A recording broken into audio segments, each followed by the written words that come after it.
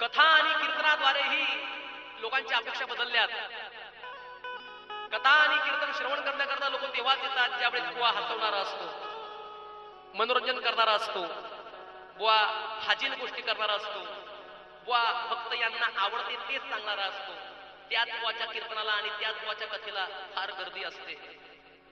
बुवा हसवणारा असेल तर गर्दीच गर्दी, आणि बुवा जर सिद्धांत सांगणारा असेल मग नको त्या गोष्टीचा काय होऊ लागला, अतिरेक होऊ लागला.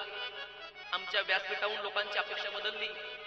व्यासपीठालाही लोक श्रवण करण्याकरता येतात तर त्यांना असं वाटतं महाराज खूप हसवतील, खूप मनोरंजन करतील. लक्षात ठेवा, कथा कीर्तन हे कधीही मनोरंजनाच्या दृष्टीने पाहू नका. कथा आणि कीर्तन आपल्या उद्धाराचं साधन आहे, आणि कथा आणि कीर्तनामध्ये फक्त